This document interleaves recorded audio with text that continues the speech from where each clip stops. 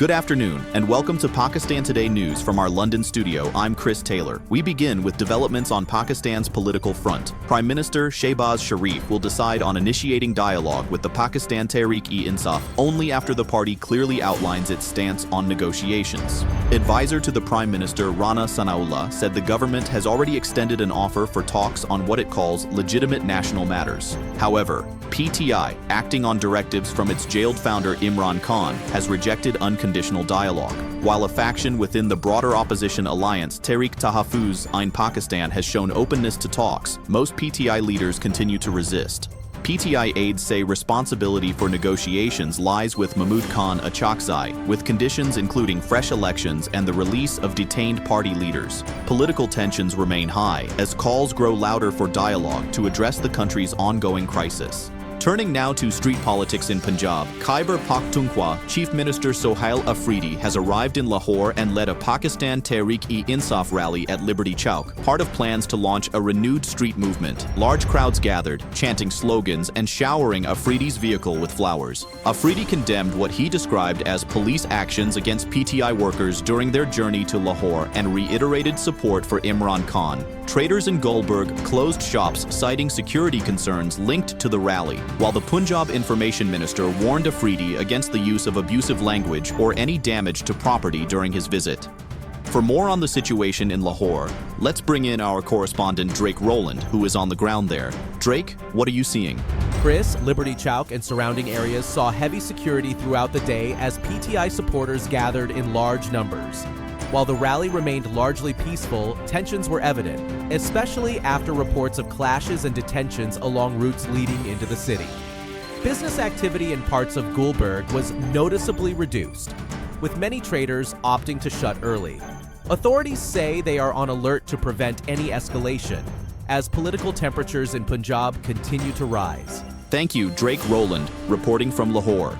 Moving on to diplomatic developments, Pakistan's Foreign Office has summoned the United Kingdom's acting High Commissioner following a protest outside the Pakistani consulate in Bradford.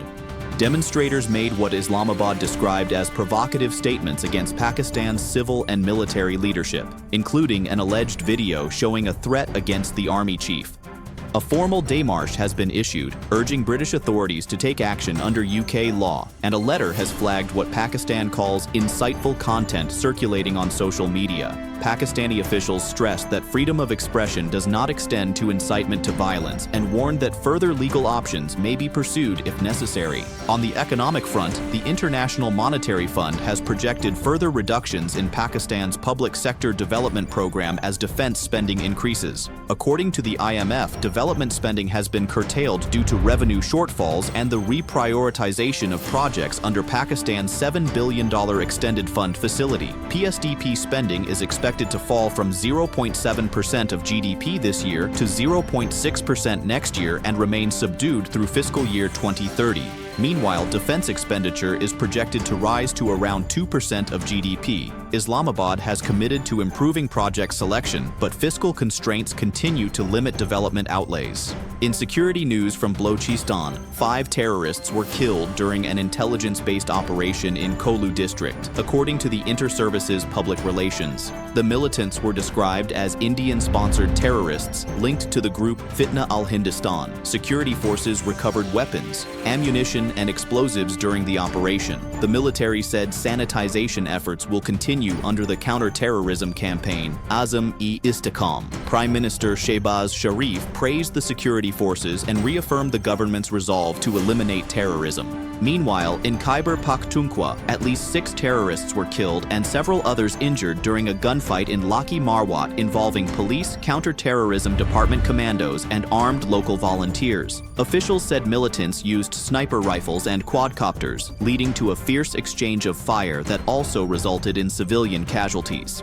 An emergency was declared at the local hospital, with some injured transferred to Banu for treatment. Security has been tightened and search operations are ongoing against the banned group referred to as Fitna al-Khawarij.